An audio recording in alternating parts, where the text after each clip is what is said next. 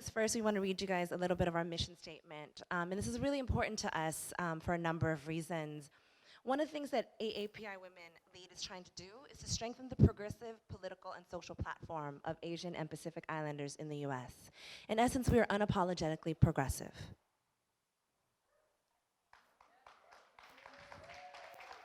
So I want us to really own that power today and moving forward, as always.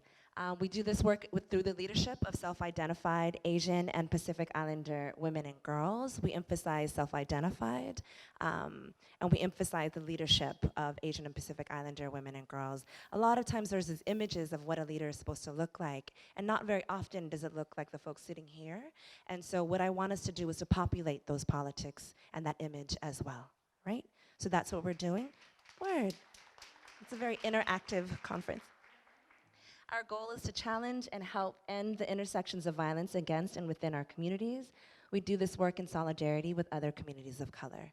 And that's important too, largely because we're not trying to build a siloed movement. We understand that we've always existed and we exist in relationship to other communities of color and other progressive communities. We do this work together, right?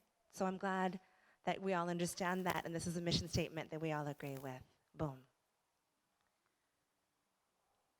So a couple of things around AAPI Women Lead. This is a quick introduction.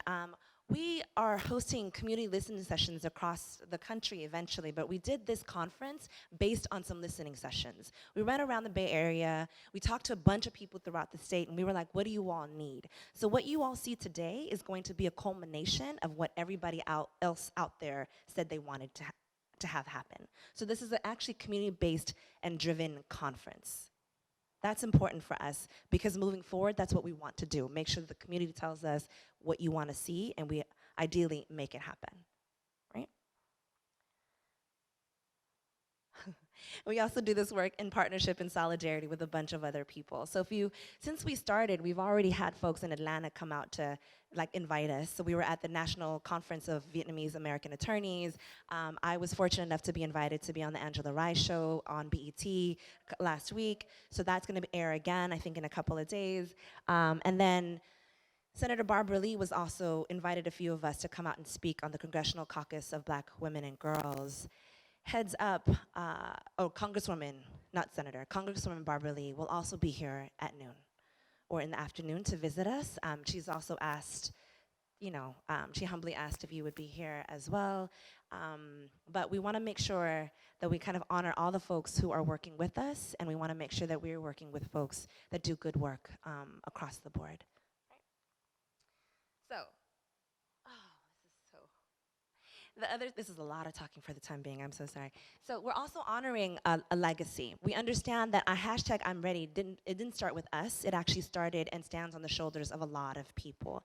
If you notice up here, I won't name off the names, but I'm sure can identify some really amazing self-identified Asian and Pacific Islander women on this slide right here. I'm sure you noticed Grace Lee Boggs, Dr. Haunani Kate Trask, Yuri Kochiyama, a number of folks. So we recognize that it didn't start with us, right? This, of course, is still just the beginning. I'm so sorry, friends.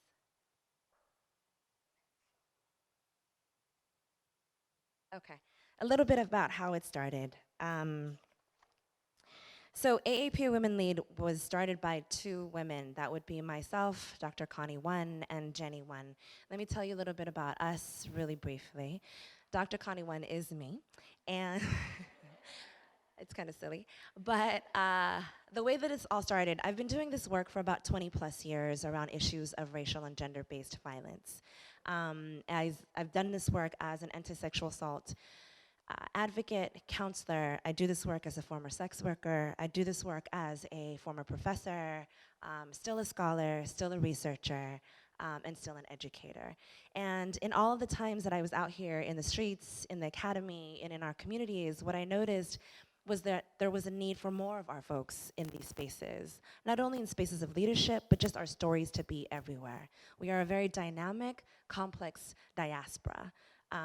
And so I constantly found me wanting to see more of you in these spaces with me to tell your own stories. So in part, you're our invited guests to tell our stories. Folks are walking around taking pictures. Folks are walking around giving you cards for you to tell your story, because more of our stories need to be in the public space, right?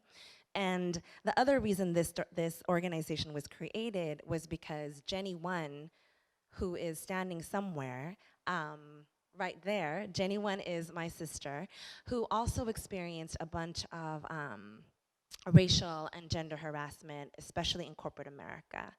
And one of the things that she experienced was a man saying to her he couldn't wait to come back from Vietnam to get a wife. And he said this quite casually to her, which made her realize, oh my God, this is a very common experience. So she brings me to coffee one day and says, Connie, it can't just be us. We can't be the only ones, and it can't only be happening in the nonprofit world. Clearly in corporate, they need to be talking about racial and gender harassment. We need to be talking about it everywhere, especially as it is racialized, the ways that Asian and Pacific Islanders are fetishized. We need that in the public diaspora as well, right? So she says to us, she says to me, let's start an organization, and so here it is. But both of us are actually motivated by the woman in the middle. The woman in the middle is actually coming to see us at 3 o'clock. She gave me a call, and this is our mother. Our, our mother is a Vietnamese war refugee. She got here in the 70s, and is also a survivor of violence, of multiple forms of violence, not limited to interpersonal domestic violence, but also at the hands of the medical industrial complex. She's faced a lot of violence from an industry that isn't equipped, isn't culturally relevant, doesn't have language, kind of resources, and also is pretty anti-poor. And she's actually coming straight from dialysis to us, because she's very excited, and one of the things that she said is, I have to do my makeup because I'm your mom. So she'll be coming in with our auntie, and we wanted to kind of really tell this story to let you all know that this is not our political movement and our social movement. It's very personal, right? It's to talk about the complex layers of violence that our communities experience. They are institutional, they're structural, and they're very personal. And she's one of our esteemed guests. We also have a couple of other guests. So I want to reel it back, and I want to do a couple of thank yous before I introduce our amazing panel. We have amazing sets of volunteers. So I want us to make sure to thank our volunteers really quickly. Their stories are actually what helped to create this conference. So hold space and make sure that you thank the volunteers when you see them. They're wearing the staff and the volunteer buttons. So they too carry a lot of complex stories within them as they walk, right? The other thing is we have amazing attendees. We have people who are from the Asian Prisoner Support Committee. Eddie Zhang is also here. So he's sitting in the back. If we can make sure to understand that we have a lot of allies who are with us, who also carry very complex stories. And a lot of us are leaders in our very different ways. We stand up, we speak, we lead foundations. We also sit in the back speaking, telling stories, but at the same time we are vendors. So please make sure to thank the vendors that are out there. One in particular is from Survived and Punished. They do a lot of work on criminalized domestic violence survivors. Please make sure to visit them. There's a woman there named Nee Norn. I definitely want you to know who she is. She may not be speaking, but she speaks. And she tells her story. And quickly, Nee Norn was born in a refugee camp in Thailand after her mother fled genocide in Cambodia under the Khmer regime. Nee was a permanent resident, and despite the governor granting her release from prison, she was convicted. As an aggravated felon, subject to mandatory deportation. She was picked up by ICE. In November 2017, after an outpouring of community support, Nee walked out of jail as a free person for the first time in over 16 years. I tell you this story, and one more thing she wanted us to know. Even though Nee is very grateful for her freedom and the miracles that have happened for her, Nee believes those incarcerated and facing deportation should have the same chance of freedom that she has been given. Again, our stories are very complicated, our stories need to be told, and we definitely need to support each other, both inside and outside, for exactly what she says, freedom. On that note, I'd love to welcome our guests. Oh, other thing, to let you guys know, you all have in your packets some Post-it notes. We'd love for you to use those Post-it notes for Q&A as well. And volunteers will be walking around, picking up your Post-it notes to make sure that yeah, so if you can wave them, our volunteers will come around and pick them up for you. So I'd love to bring our people on up. Feel free to come on up, and I'm gonna start mentioning your bios and telling everyone who you are. This panel is going to help us to contextualize what are the diverse experiences of Asian and Pacific Islander communities here in the United States. How has it come from the perspective of such brilliant thinkers and doers, advocates, and the like? I feel like are we missing anybody? No. Oh, we're missing me. That's funny.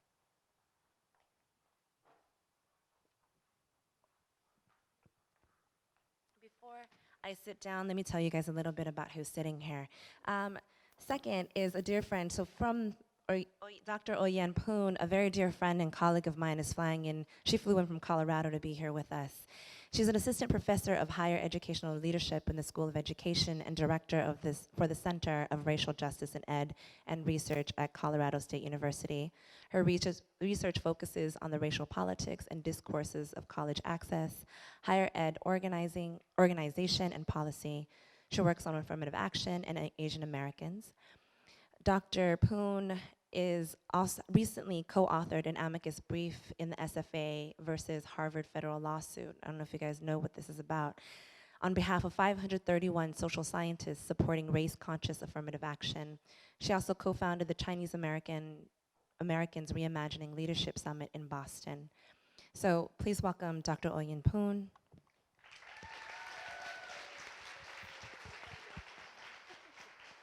We also have Dr. Robin Rodriguez, who is an expert on immigration, workers' rights, and racial inequality in the Asian American and Asian diasporic community.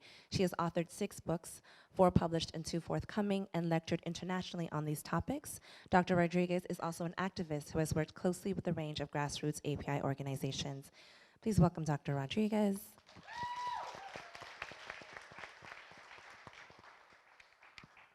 We have the amazing Sung-Yoon Choi Moro, who flew in from Chicago to be with us. Yes, she is the executive director of the very important National Asian Pacific Americans Women's Forum. Before working at NAPOF, Sung-Yoon was the director of organizing at Interfaith Worker Justice, leading collaborative work with various partner organizations, unions, and faith communities on worker organizing and worker justice public policy. Sung-Yoon was born in South Korea and spent her childhood in Singapore and India. She stays rooted in her community by serving as a board member of the Hana Center, a Korean American immigrants' rights organization in Chicago. Please welcome Sung-Yoon as well. And then last but not least, an amazing person. Thank you so much for coming and bearing that traffic, Dr. Natalie Kahulani Bauer. Natalie is an assistant professor of race, gender, and sexuality studies and director of Native Studies recruitment and retention at Mills College in Oakland, California. In addition to teaching and research, Natalie collaborates with the Polynesian feminist collective Hinumoana of Turtle Island. She's raising 2 babies with her partner and is training for her black belt in Kuchikembo Kung Fu. I told you all we were dynamic and amazing. So excited to have these people here. You guys have no idea. They're like flew in, they like went through traffic. They're amazing and brilliant thinkers, and they prepared some thoughts for you based on a couple of amazing, I think, well, decent questions. All right, folks. So the first question to ask you is, how did you come to this role as a community leader? Anybody can start with that. Clearly I'm a leader because everyone just looked at me. Well, in the green room, we all sort of had this conversation of like, I'm actually not a leader, which I thought was interesting, right? I think that maybe the folks like doing the work and actually leading don't tend to position themselves in that way, which is important because then it got us to thinking about, well, who are the folks who make a big deal about saying I am a leader, and what does that mean, right? I think that when I look back on positions of leadership that I have, so I think of it in several different ways. So I lead a research group that's working on implementing ethnic studies in elementary school. Also teach martial arts and self-defense, although not as recently because of the children that were mentioned earlier. And then I also teach ethnic studies at Mills College. So all of those things I think and Connie can attest to this with all of my anxious emails of like, no, I'm not a leader, I'm not an activist, put me on a different panel.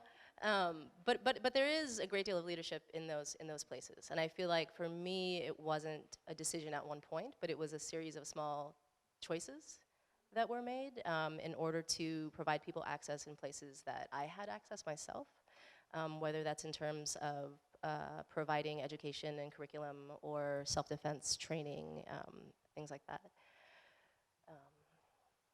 Yeah. Are we just going to go in order? I think so, and I think that what Natalie's helping us to do is Okay. to make us understand the ways that we lead in different spaces. Exactly. Can you all hear me? Morning. It's really great to be here, and Natalie and I were talking about that this morning. I was like, and Sungyeon too at breakfast. I was like, I don't know if I'm really a leader. I just do work.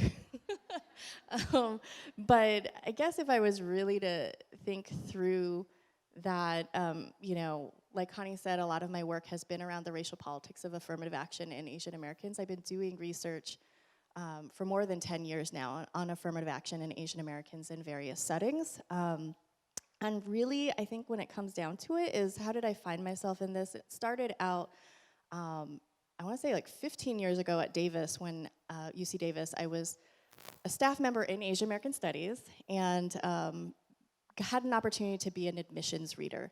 I was really curious to know how that worked, and what came from that was realizing I had no clue how things worked until I actually did it. And then over the years, I started realizing the way these things get talked about in public really reflects a complete ignorance about how things actually work.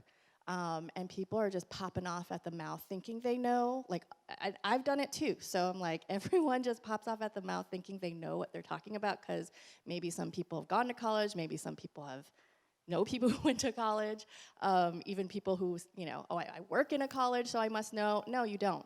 You really don't. And then when I went back to grad school at UCLA, I had amazing mentors.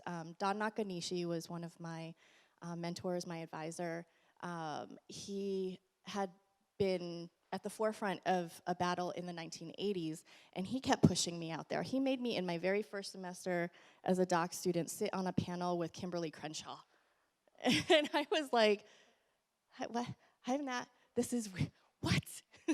I don't know what I said that day, but, you know, I mean, he just kept pushing me out there. And then as I kept doing this work around the racial politics of college access, I came up against resistance from older East Asian men in the Bay Area who basically, as a grad student, you know, I was a grad student, they were telling me, sending me really scary emails. They were really high up there in the UC system, and they were basically sending me things like, your work ain't shit. Yeah, I've kept these emails where they said to me, I see you. You know, and you know, I've kept these emails, and they're like, you're saying things that are not aligned with what we want to be said. And you know, I will remember this forever. I question your academic integrity. You know, that's fighting words in academia. And I shared this all with Don, and he passed away a few years ago, but I'll always remember that he went to bat for me. He was like, these are old East Asian men, I'm an old East Asian man, I'm gonna go and like confront these people. You keep doing what you need to do. And I think that's where I ended up positioned to do what I do today, is because of really great mentorship and people who kept pushing me, even when I was like, nah, I don't think I need to be here, including Connie. Connie does that to me all the time. So thank you. Speak, speak, speak. Thank you. I just really find it interesting that I think for for at least the three of us, and this might also be true for you, when we got posed this question about kind of how did you become a leader, I think the initial reaction was, what? I'm a leader? But I think part of it is I want us to actually think about why we've all deeply internalized this notion that we are not leaders.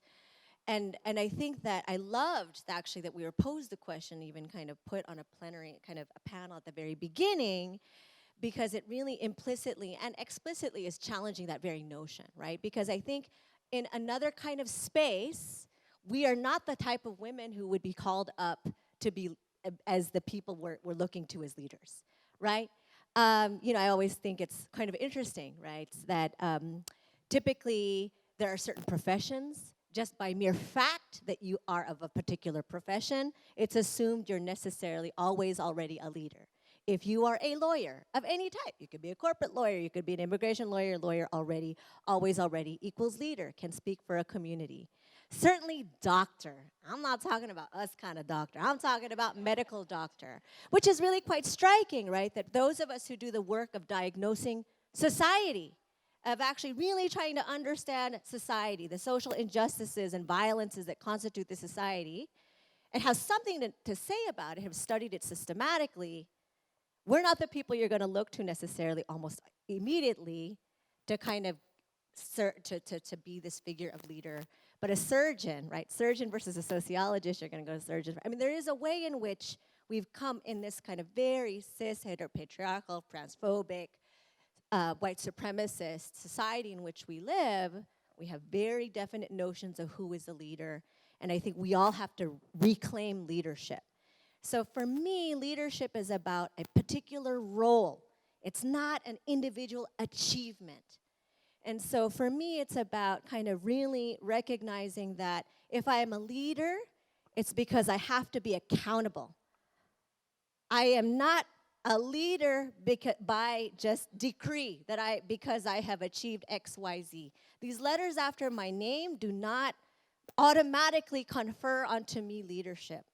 It's to what extent am I accountable to communities? And that's why for me it's really important to continue to be rooted in different organizations in my communities for that accountability.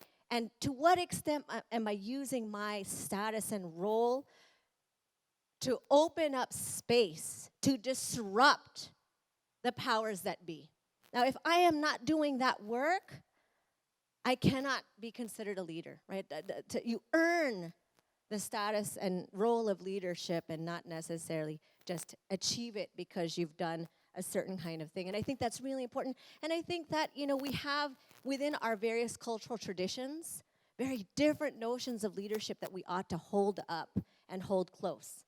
Not to say that, our families, we got issues with families, but there is also something about kind of leadership notions within our communities around collectivity, about being accountable to your people, that I think that is important for us to hold up when we're kind of thinking about, being ready, right? So for me, it was really great to kind of hear this, because, I was like, ooh, that's a tough first question, because I don't think anybody ever really, immediately thinks I'm a leader. I don't even think I'm a leader, and that's really problematic. And I think for all of you, if y'all are, committed to being accountable to the various kinds of collectivities you feel part of. If you're going to use wherever you're at, because you are leaders by coming here because you have taken a stance. You've said, I am ready. I want to learn. I want to connect with other people with whom I share an identity. I want to be accountable. For me, that's leadership, and I think that we have to really take that and internalize those notions, because this is a society that will continue to, right, reproduce these structures of power if we accept those notions of leadership that we've come to internalize ourselves. Thank you. Thank you. I am a little bit, well, first of all, I want to apologize for my croaky voice. It's like progressively getting worse this morning, but I'm okay. I'm not sick. I don't think I'm sick, but I have a 4-year-old at home, so who knows, right? But I do want to say that, it's a privilege to be sitting up here with 4 doctors. I am the oddball out. And, when I was posed this question, I remember thinking that, I'm finally comfortable with it.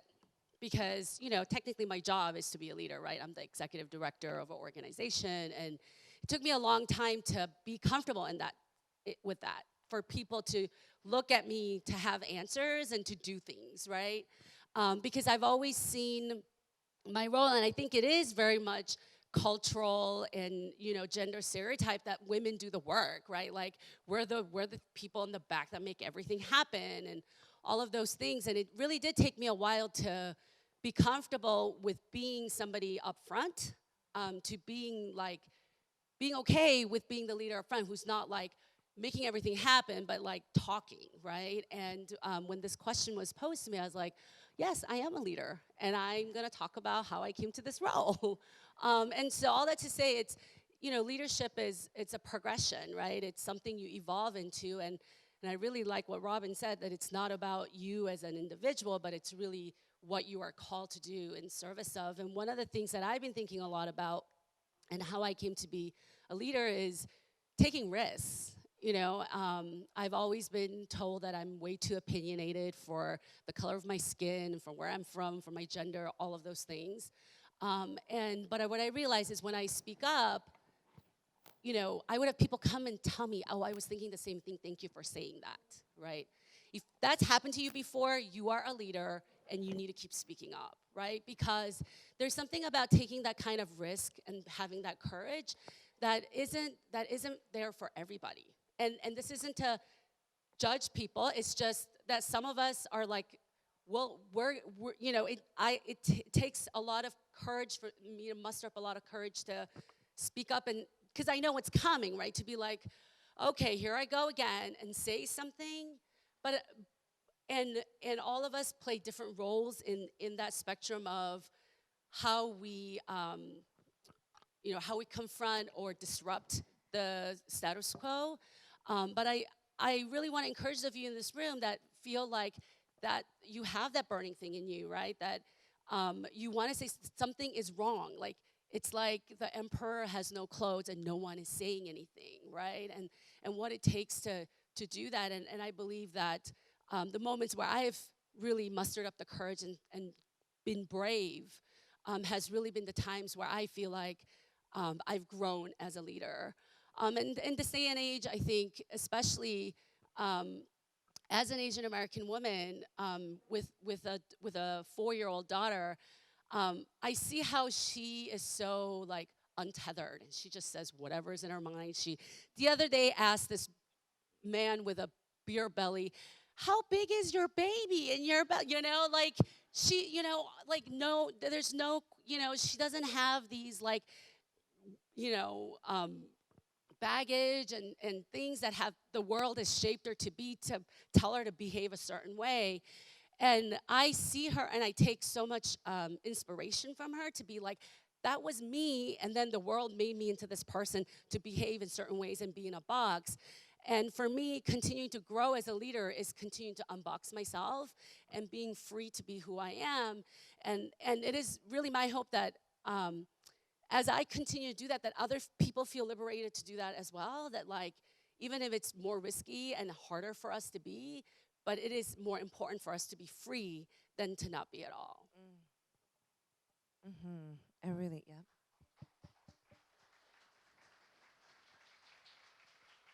So I think that I mean I love how you guys are answering this question. I posted the first question of the day because I was like, you will set the tone, and I knew that you all would think I'm not a leader, and I was like, oh yeah, you are. And I'm gonna force you to like answer to that. And that question is posed to everybody out here, right? It has nothing to do with the credentials that we have or even the positions that we hold. I think you guys made it a point. It is about kind of accountability. It's about doing, you know, kind of leading the way at home, in the community, in your dojo, wherever it is. It's embracing this fearlessness, and knowing that there's other people who also would benefit from that. That the accountability is so big, and the idea to fight for freedom is so big. So you all have talked and kind of hinted to what it means to be Asian and Pacific Islander. You're also kind of experts. You've done a lot of research, a lot of work, a lot of labor around helping us to identify some of the most pressing issues impacting our diverse communities. So I'd love it if you could help us to identify two of the most pressing issues that you think have historically impacted Asian and Pacific Islander communities.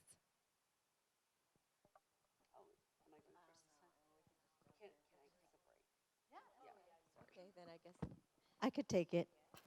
So historically, right? So, although of course, I think I would say this kind of continues to be sets of issues we struggle with and against. So, I think one of the things for me, and so it's hard because I almost feel like I'm anticipating kind of what are the two pressing issues today. But I mean, I think part of what we struggle with are these kind of competing, but they both work in tandem, kind of stereotypes or notions or representations of Asian Americans as either always already or forever foreign.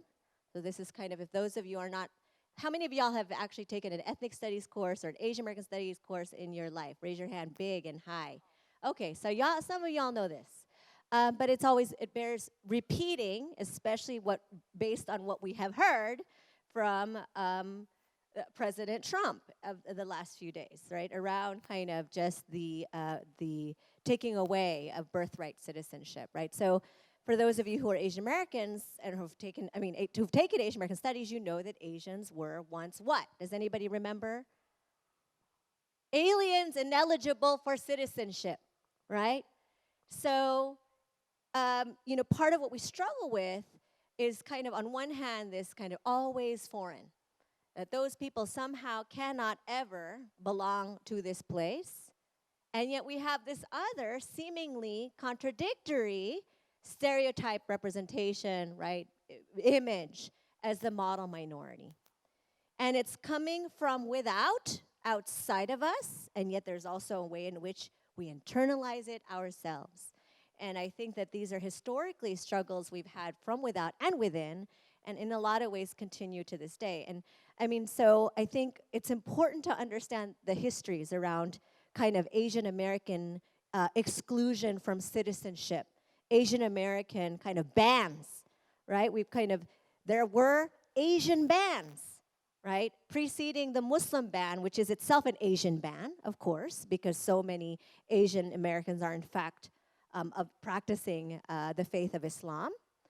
But there have been bans, imposed against people who are racialized in the way that we are. And so I feel like these are things to always kind of understand, that these histories, so we can provide better context for today. And so it also opens up how we can think about solidarity and coalition with other communities of color. Turning it on. I'm feeling inspired. Something that I've been thinking a lot about lately around Asian Americans is racial illiteracy. And so I'm like, I gotta follow this, what Robin just said, because how many of you growing up had your parents talk to you, pull you aside and be like, I need to talk to you about racism? One person. Oh my gosh, I need to talk to you. Another one in the back too, yes. But okay, right, and then it was really great to see all the hands going up about, like, I've taken ethnic studies, I've taken Asian American studies, right? And when you all first took that ethnic studies or Asian American studies class, did you all say, like, oh my gosh, the light bulbs are just popping off, I get it now, I have the words now, right? Like, those words are now connecting to what I'm feeling in my soul, right? And that's what racial literacy is. Until that point, people are racially illiterate. We don't have the words to communicate what it is I'm feeling. And I've been writing about this lately, about how even, when I was growing up, I went through all kinds of stuff. I grew up in a working class, white immigrant community in Massachusetts, and I didn't know what to say. And now that I do my work, like when I started doing this work in racial politics and studying this stuff and whatever, my mom, I remember like 10 years ago, she was just like, why didn't you tell me what happened to you when you were growing up? And I was like, I had no idea how. And all I knew, the lessons I was being told was like, listen to your teachers, do as you're being told, right? And then how do I then say like, I think my teachers are doing wrong by me, right? And to raise that question didn't feel comfortable as a child. Now it's different with my own child. We also found out as a panel, we are like the panel of moms of toddlers and preschoolers. So we're also very tired. And germ-filled. We are germ-filled up here.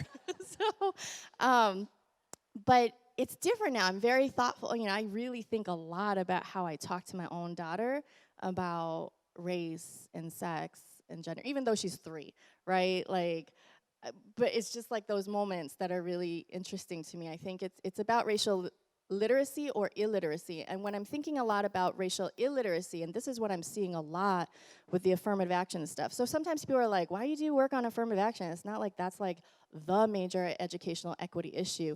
I get that. I agree with you. It is not. I really don't want to talk about kids who are getting into or not at Harvard. Ugh. As a Boston, as a Boston local, I cannot tell you how much pain it brings me to be like, I gotta talk about Harvard. Ugh. You know, and so it's not about whether people get into Harvard or not. There's something way bigger than that, and that is the racial politics, like the race relations that are the implications of that, right? Like, if you think bigger about this, this is about the disintegration of what was perhaps a developing people of color coalition for justice. This is about making sure that that does not happen. This is about what I'm seeing, and this is why I started Chinese Americans Reimagining Leadership. We also call it CARL.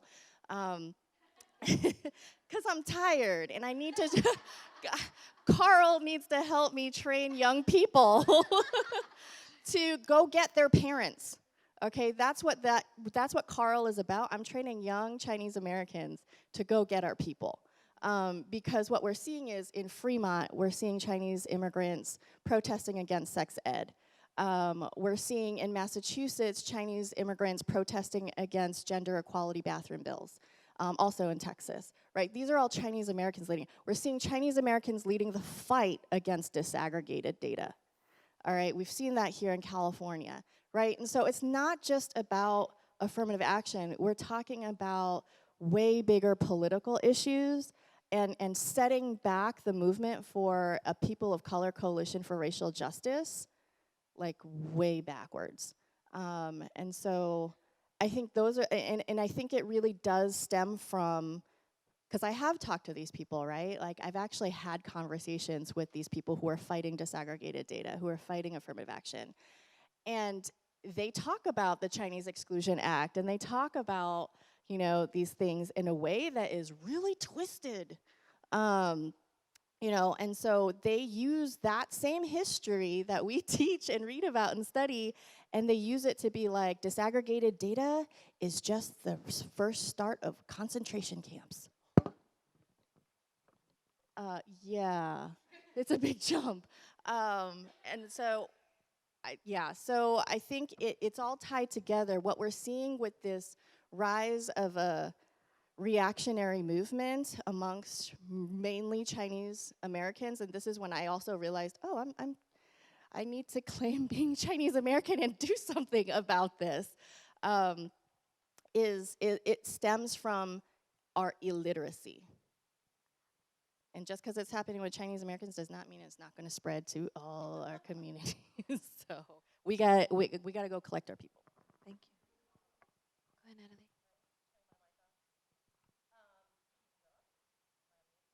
Talk about all of that all day. I'll start with what I thought I would talk about. So thinking of the question being posed as pressing issues that have historically impacted Asian Pacific Islander communities, I'll speak specifically for Pacific Islander communities, and within that, like specifically for the Native Hawaiian community. And obviously the very first most important historical moment or event that occurred was the illegal annexation of Hawaii, right, by the United States. Listing a second one after that, I feel like, you know, all 30 other historical moments of importance are all related back to that. So I did list the second one, which I sort of named as like the influx of wealthy tourists, primarily American tourists. There's a moment in time where it was a huge influx of Japanese tourists and investment, right? Which is interesting, like for the purpose of this panel, right? Because in Hawaii, the way that racialization occurs and the way that that's been connected to capital and wealth and privilege has actually positioned many Asian Americans in a situation of power, right? So in Hawaii, a lot of the work is around like, well, how do Asian settlers look at themselves in that way and do the work of unpacking privilege and responsibility toward the continued colonization of Native Hawaiians, to the homelessness of Native Hawaiians, to the fact that we are the most impoverished, the most unhealthy, the most homeless, the most imprisoned in our own home, right, in our own land. There was something else that you said around the idea of, okay, so around the idea of Asian Americans as always racialized as foreign, right? And I think that the flip side to that, when it comes to the historical moments in Hawaii and in other Pacific Islands, right, where the U.S. has created territories, where their empire has spread, is the need to not racialize as always foreign, but to actually racialize in a way that erases, right? So there's a lot of, Miley Arvin is an amazing scholar who writes a lot about this, about the way that Hawaiians we're also all sick, so my brain is but the way in which racialization in the US, by considering Hawaii as a state rather than as an illegally occupied kingdom, attempts to erase Native Hawaiians and position them somewhere along the spectrum of whiteness, right? So it's not always foreign, but it's just sort of non-existent, right? If there's a way that we can make it so that Native Hawaiians, and on this continent, other indigenous people as well, right? If we can make it so that they don't exist, so we do that through blood quantum laws, we do that through assigning citizenship when it's not wanted, right? If we can make it so that these peoples don't exist, the U.S., and I don't know why I'm saying we, because I'm not on that team, but collectively as the United States, then the land belongs to no one, right? And so then the land belongs to the United States. And that is the way that the empire has grown. That's the way that it has been built. And it's, it's interesting because the question is posed around how has this historically impacted these communities. And as someone who teaches history and teaches ethnic studies, I mean, something that I try to remind students all the time is that history is not actually in the past. The way that we understand in elementary school, right? Everything seemed like it was 500 years ago when your teacher's telling you about, like even the civil rights movement. I remember as a kid thinking, like that was so many hundreds of years ago. Everything happened. But now I have 20-year-old students who say things to me like back in the 90s. And I'm like, F, leave the room. You may not enroll. But I mean, this is, this goes back to the idea of settler colonialism, right? And Patrick Wolf is famous for saying that it's a structure, it's not an event. And everything about white supremacy in the United States is structural, right? It's not an event, it's not a moment. What the alleged president and his followers would have you believe is that all of these things occurred in the past, right? So because we identified the civil rights movement with the 60s, it happened and it completed, right? Racialization against Asian Americans, all of these things, because an act was finally passed, like it's over, it's all in the past. And now I'm off on an enormous tangent, but for Pacific Islanders, and particularly for Hawaiians who are continuing to fight for sovereignty, this imposition of white supremacy and of citizenship and of whiteness erases us, right? Like there are many people who don't understand that Kanaka Maoli are people, that Hawaiians exist, right? So they'll say like, oh yeah, you're Hawaiian, I'm Californian, right? And it's not, and I'm like, no. Do I have the time for this? Well, let me make the time. I have nothing better to do than to educate people on the Twitter. It's one of my greatest joys. But and it's all part of the structure, right? It was an intentional erasure, and even with, so I had a lot of back and forth with some other Hawaiian scholars around participating in a panel that's called like Asian Pacific Islanders, right? And one sort of elder to me was like, you don't go to that. That's not right, because thinking about the more or less invented census category of Asian Pacific Islanders, right? Pacific Islanders, if you think of like Hawaiians, Micronesians, Polynesians, if you think of folks in Guam, our struggles and our pressing issues are much more tied up with that of indigenous Native Americans, right? And speaking of erasure, a lot of, by being put into this larger API category, it serves to further erase the Pacific Islander part of that, right? So I don't know if that's a historical concern, everything's history and everything's present, but for me, those are a lot of things that I think about, that I ruin students' days with, right? Like send them out the door, just sort of like, oh, everything's wrong, everything I've been told, I tell my students, like, I'm gonna start coming to class with just donuts or candy or something, because I'm gonna ruin your day by giving you this information. I have students in the back who are looking like, I never got candy. Yeah. I thought of two things, and one's been repeated in different forms, and it's really about the invisibilization of our community, starting from the Exclusion Acts and even prior to that. Then, sterilization of Japanese American women in concentration camps, to then, once they got out, making sure that no more than 2 Japanese families lived in a neighborhood, right? Like, the neighborhood would tell the families, right? Like, I had a staff member tell me recently that her grandparents moved into a suburb in Chicago, and when her grandpa was at work, her grandma's holding her dad, who's like 6 months old. There's a knock on the door, she opens the door, and there's like 5 neighborhood people who are like, you're okay, but if there's another family like you that moves in, we're gonna kick you all out, right? Like, and that's been in our history, right? So they've tried to keep us out, they've tried to separate us, they've tried to stop us from reproducing, they've tried to scare us from living together, and then they decide that we're the model minorities, right? And intentionally use us as a wedge, right? This isn't just like, oh, we just happen to be, a certain way that white people like, and so they like us. It's like, no, these crazy people were like, this is how we're gonna keep black people at the bottom of the barrel, right? Like, this was very intentional. And so it's not just about like, oh, we don't like being called a model minority. It's like, no, if we're not fighting this, then we're not fighting racism, right? You cannot both be anti-racist, fight racism, and not understand that model minority is a huge part of it, right? And so this idea of like racial illiteracy, it all goes to, because we, so much of our history and our lives in America has been about survival, that this model minority myth fits really well. It's like, to this day, right? Like, I mean, I thought parents stopped saying this, but, I just had a 19-year-old tell me that, like, her parents told her to keep her head down, work hard, and go become a doctor, right? Like, this is not ending, right? This is not, it doesn't matter how long we've lived here, how diversely educated we are, and how many sociologists we produce, right? Like, that mantra in our family is continuing to perpetuate, and kids are growing up in the Asian American community thinking that their life goal is to become the model minority, right? And so that is a historic issue that is still present. The other one that I want to talk about is actually about violence against women, especially within our community, right? And as a person that runs a national nonprofit, advocacy organization, I'm often in spaces with other Asian American organizations, civil rights organizations, and the like.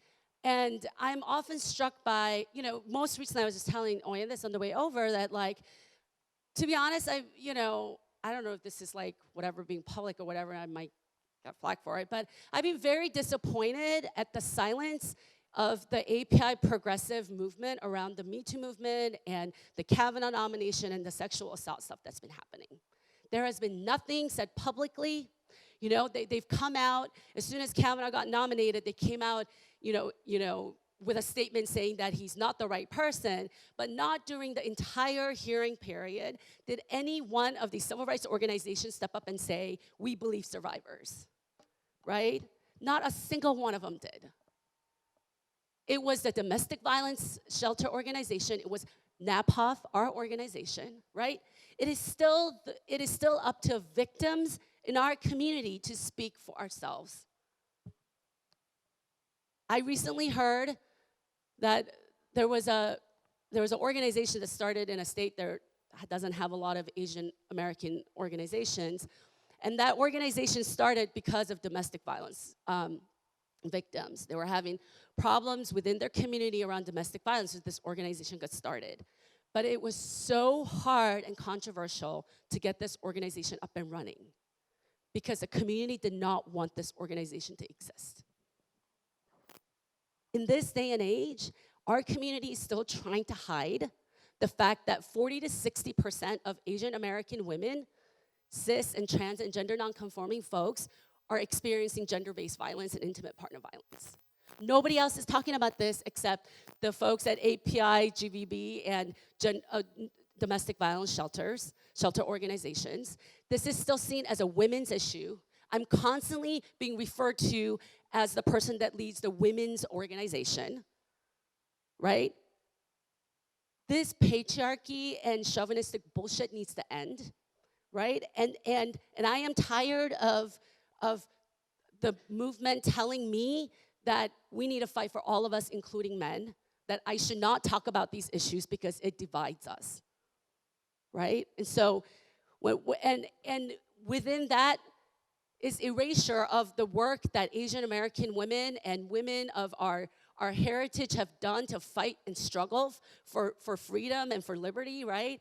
I was shocked that one of the first Asian American organizations founded in mainland United States was in early 1900s of it was called the Korean American Women's Association in what now is Koreatown in LA. And the organization was founded to collect donations to send back money to Korea for the independence movement fight, right? It was one of the first Asian American organizations to be founded.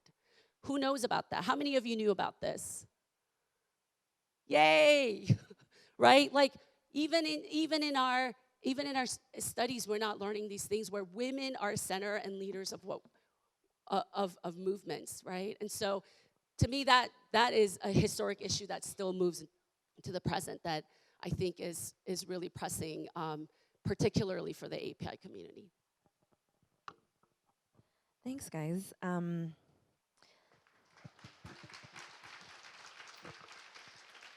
So a few things that I'm hearing from you all, and I'm going to try to list them and then ask us one more question with 5 minutes before we address our Q&A, is I hear things around privilege, right? I hear things around a number of our communities and members being privileged in the sense of privileged in education, privileged Asians in particular being privileged in relation to, or perhaps being settler colonizers for our Pacific Islander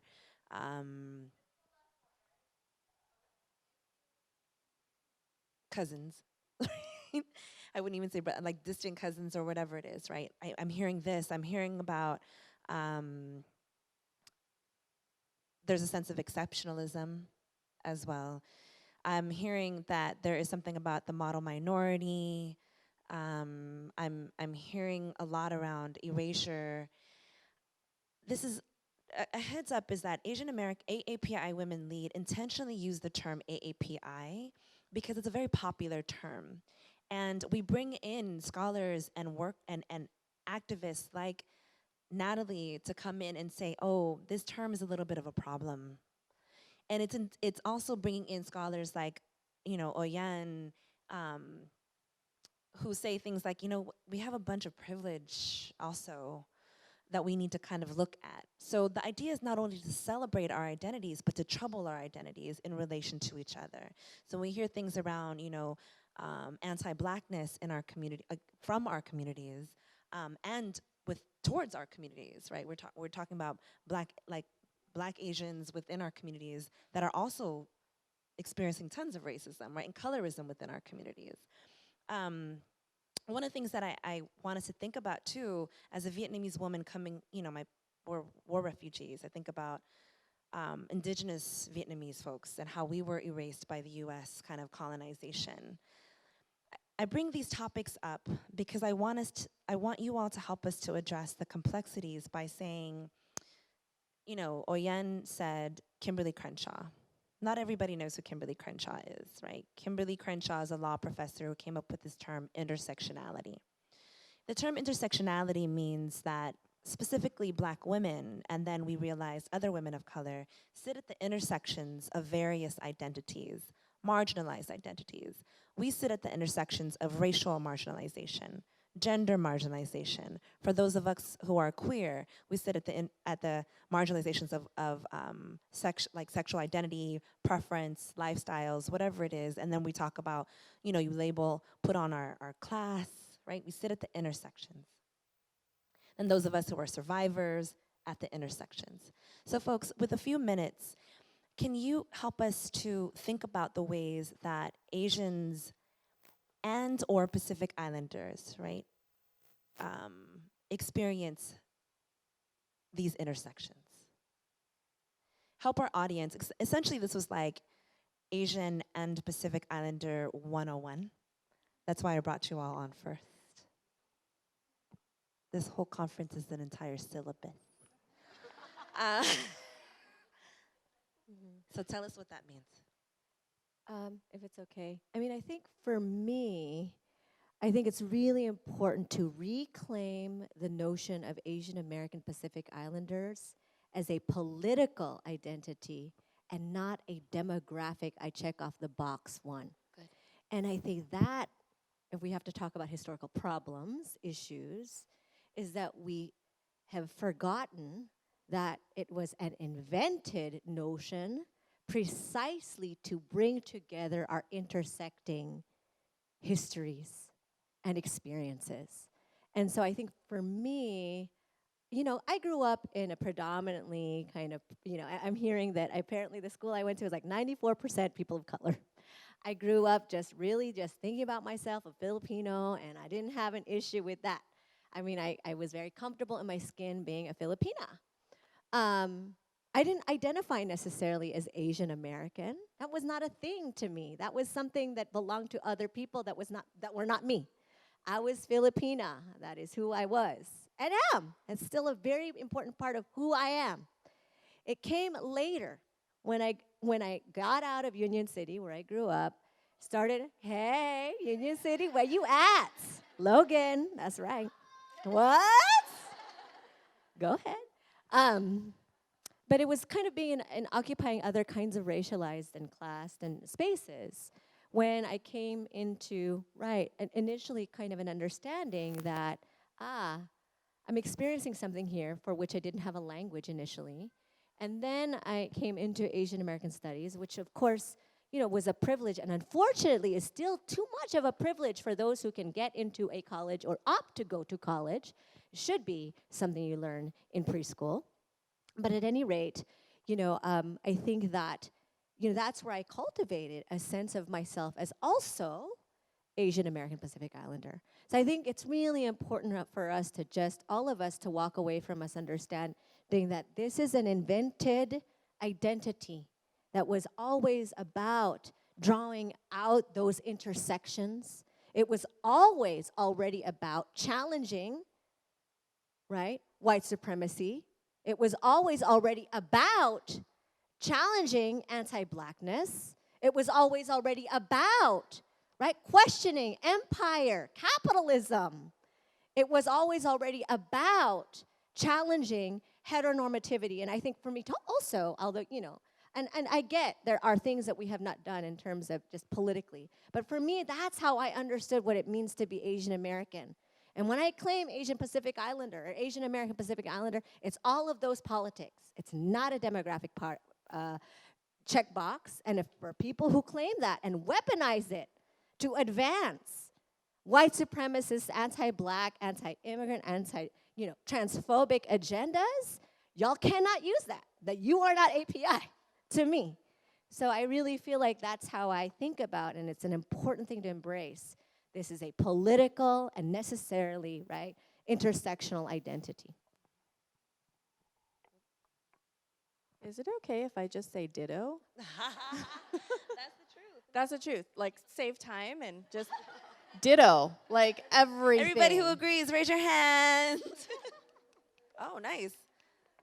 Anybody else want to answer and say I something? do want to add to that. I think that's really important.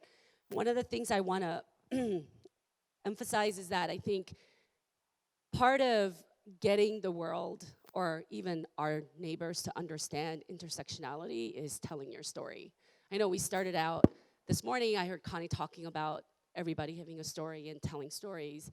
What I found is that that's really what brings life to things that politicians fight about, right? I mean, I was a organizer around immigration reform for a very, very long time. And I got so tired of like, we just have to prove that we're right. We just have to give them the right facts. We've got to give them the latest research. I'm like, no. Because they will argue till the sun sets and comes back up with data. But when you have a 16-year-old crying in their office because they're scared that their mom's gonna get deported, no politician, even as cold as their blood is gonna start arguing with that person.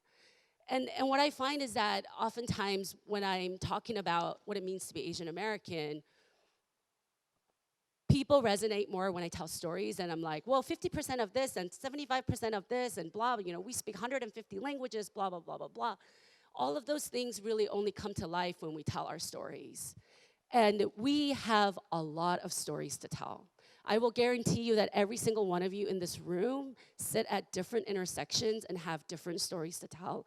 And that's what's important, right? That the work I do, especially in Washington, D.C., isn't to tell a singular story about the Asian American community, but is to tell them that we have lots of stories, that it is to complicate the narrative, that they're gonna spend the extra money and disaggregate the data, because we're not gonna be invisible, that we matter, that even if it's only 3% of whatever they want to say, that those are still human lives.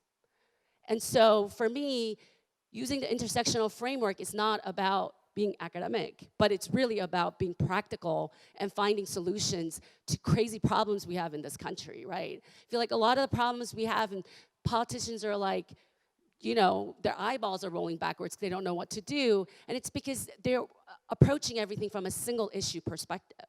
They want to solve one problem at a time. When I go talk to them, they tell me, which of these issues are the most important? And I never choose. I say all of them because they impact me every single day, each and every day, the same way. I am not a mom one day, an immigrant the next day, whatever you want to label me the next day. I am all of those things every day. And I think the more of us that get up and say that, and resist the temptation to settle for whatever they want to throw at us, the more we're going to be able to get. And so for me, that is what intersectionality is. It is raising our voices. It is complicating the narrative, and doing that in whatever space you can take up. Nice. Okay, so what I did with we got about 15, 20 questions, so I grouped them, synthesized them a bit, and I put them into 3 kind of categories. So I'm gonna tell you the 3 categories first, right? The first is essentially, how do we, as a political category of different identities and experiences, build political solidarity among each other given the contradictions. So we have a question, for instance, around what about folks from the Marshall Islands who are coming to Hawaii, and there's conflict within that? What about the class issues within our communities? What about that? So that's the issue around in relation to each other. There's one about, and why are most of us sitting here of a particular age group, ability, right? So how are we accountable in that sense to this political category? I hold that as one question. I trust that they can hold space, so I'm gonna give you the second question. The second question is, in terms of building solidarity, what work are we doing collectively to work against anti-Blackness? So what is our relationship to other communities of color? So it's essentially a question within the political category, and then a question around relationships to other communities of color, particularly around issues of anti-Blackness. The last question is, what's our relationship to whiteness? I'm lying. The fourth one was about how are we healing. Those are the 4 categories. Healing. Because it seems like a bunch of us are traumatized, someone said. I'm like, facts. So 4. And you all have 10 minutes. I turned it on. You ready? Let's go. I'm ready. Because I had some thoughts around the last intersectionality question. And so this all ties in together because I think some of what Robin was saying around Asian as a category and thinking of it as a political category is really interesting to me because in Hawaii, people don't identify as Asian. People identify as Japanese, as Okinawan, as Chinese, and so this whole category of Asian is really a foreign concept, right? I feel like there's a pun in there, but and so that's interesting to me. And in thinking about using as a political category, for me, my interest is still more on the end of using like the BIPOC category, right, which particularly sections out like Black and Indigenous people and people of color, right, to make visible that those are some different struggles and that there is different access to whiteness and to white privilege within those struggles. And another issue of another panelist was discussing disaggregating data, right, like separating out data. So for example, in Oakland Unified School District, they will talk about how Asian students are so successful. And so then it's not a concern, right? But they don't take it apart. They don't look at who are they listing as Asian? Does that include refugee students? Does that include, you know, 3rd or 4th Japanese generation students, right? Like that there's so much diversity within that category that if we don't separate out the data, then we are still erasing people, right? Like we're not doing right by the students and by the communities. And in terms of building solidarity, particularly with respect to anti-Blackness, I think for me, it's a daily reminder and connection to the students, to the teachers that I work with, to all of those folks to pay attention to, again, this idea of intersectionality, right? Like where do we have oppression, but where do we also have privilege? So to what degree is this idea of a model minority created in order to also uphold the, I don't know what the opposite is, but like the non-model minority, right? To vilify Blackness, right? To keep it as a foil or an opposite. Do I answer all of the kind of questions?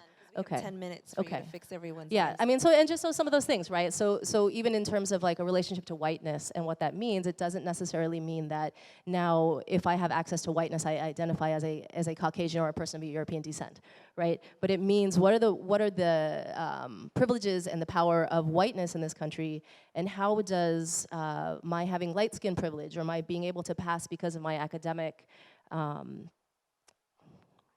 what I've acquired academically, how does that give me power and privilege to move through the world, right? So to be aware of that, and that it's not simply like, well, you know, like my homeland is occupied by the U.S., and so I am just like ultimately oppressed, and I'm not going to talk about any of the other ways that I am also participating in the oppression of other people. Yeah. Hello. Okay.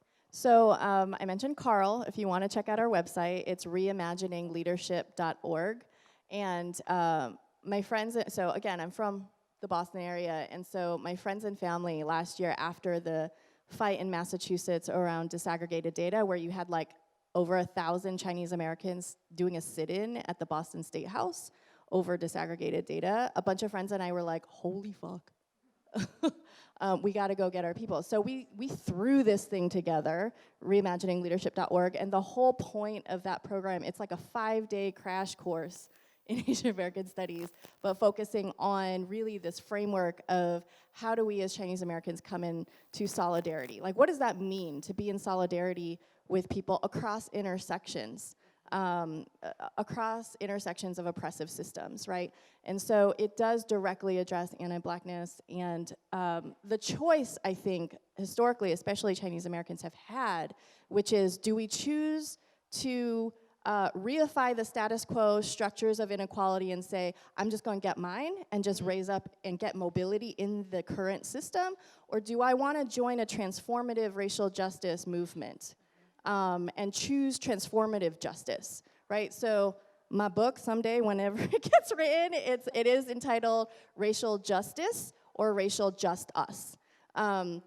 And so the idea then is historically we see these cases. We already talked about Wong Kim Ark, right, choosing to change the system of who gets citizenship, right? Making sure the 14th Amendment applied to everybody. But then you also have cases like Gong Lum in Mississippi in the 1920s, who basically had a daughter, 2 daughters, and he basically said, like, I don't want, this is Jim Crow, Mississippi, I don't want my child going to the colored school. I want my child to go to the white school because there's no Chinese school. All right, like, that could have been the Brown v. Board. That could have been the case to say separate is not equal. But instead, that Chinese American family chose, I want that whiteness. And I'm light enough, and I behave properly, and I deserve to go to that white school, not the black school. All right, like, so that is an example of just saying the status quo is the status quo. We deserve to go with white privilege, right? So this is just an example of, like, I think the framework that Carl, we really address with the young people, and the second time around next year, it's gonna be an overnight retreat. We're really following a model that's been around for a few decades within the South Asian American community. So there's BASE, I think, here in the Bay Area, Bay Area Solidarity Summer. There's CEDAR in Chicago, Chicago Desi Youth Rising. These organizations have been around for decades because they were concerned about anti-blackness in their community and said, like, we need progressive politics and we need to start with the young people. So that's what I'm doing.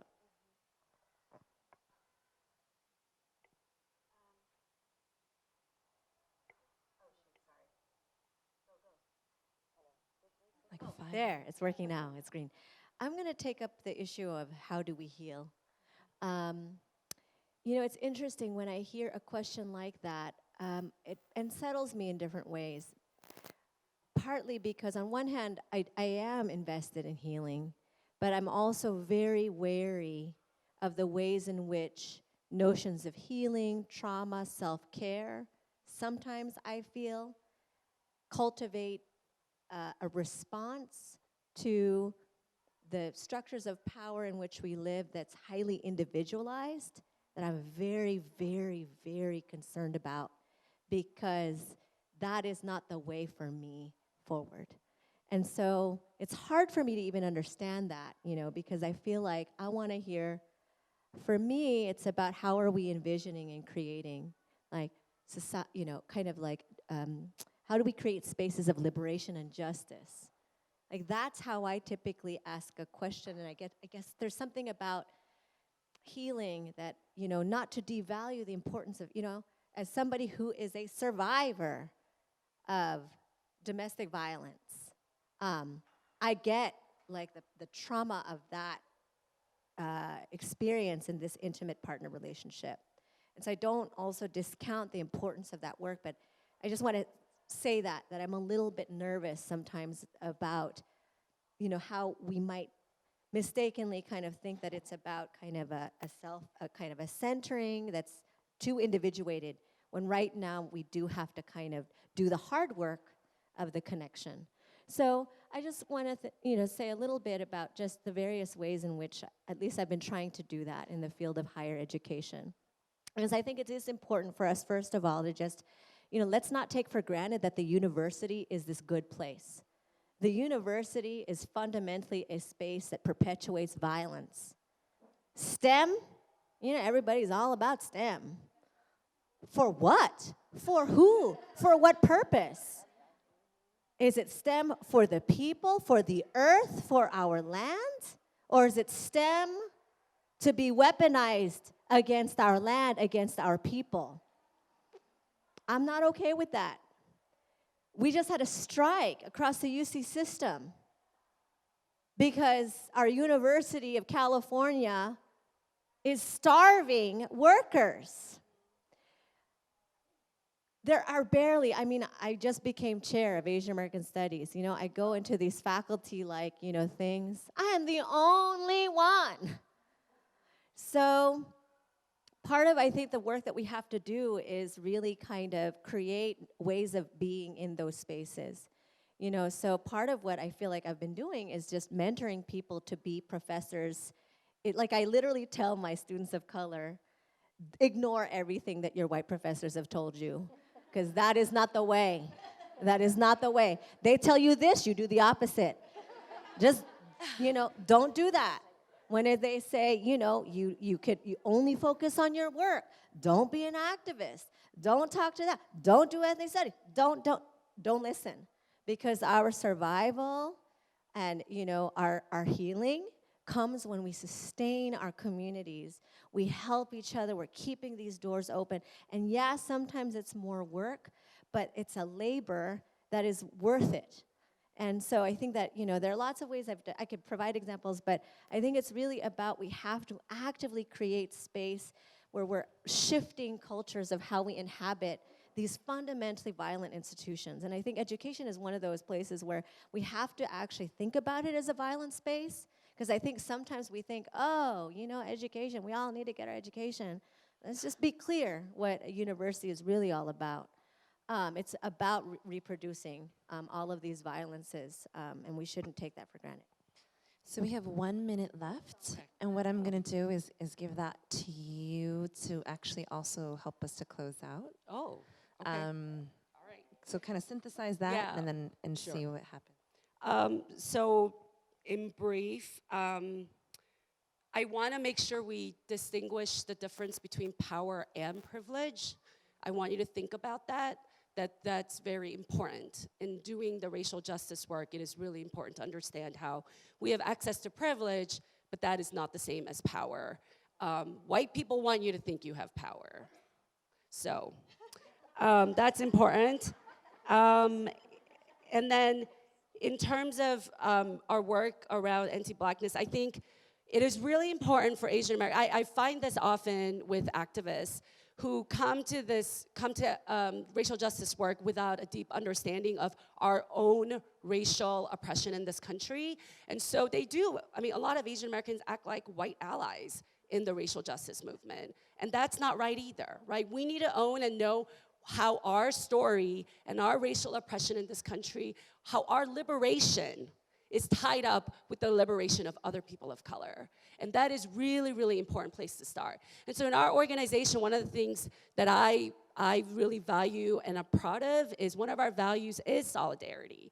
Understanding that the work we do, we cannot achieve liberation or anything of our goals without our sisters in the fight. And so we do a lot of collaboration work with other reproductive justice organizations within the United States around that. And I think it really starts with having your understanding as an Asian American and what racial justice means to us. And so I want to close out with the piece on healing, and I really hope that that's a theme that we carry with us today, that, this is really hard shit. Like, just being a person of color in this country is really, really hard, especially these days. And then being a woman, a gender non-conforming person, like, that's really, really hard, right? And, when I one time had an interview question asked me, they said, so how do you take breaks from your resistance? I was like, die? Like, how do you take a break from being who you are when all of you are being attacked and your survival, like you breathing is an act of resistance, right? And so I want us to think about that today, that you're gonna hear so many things, and so much of our lives is even a walking contradiction, right? Like, you just heard it on this panel. There's so many other ways. Like, you have a cell phone, you have a bank account. Don't even get me started, right? Like, all of us who want to fight for, like, anti-capitalism, whatever, like, I also want us to be humble about the fact that we live in a contradictory world, and that's okay. Like, give yourself some grace, right? Like, that we fight hard and we give each other grace, and that we are working slowly but surely towards justice, and that part of getting to justice is healing, right? The process of that. And and people heal in so many different ways, and so I just want to say that, like, take care of yourself, right? It's really important to do that. Be around people who validate you, who see all of who you are, and keep growing that. That's how we're gonna win. Perfect. The idea of taking care of each other, existing in these contradictions, taking care of yourself and each other, being accountable is excellent. We're taking a quick, so thank you. Let's thank our panelists one more time to help us close out.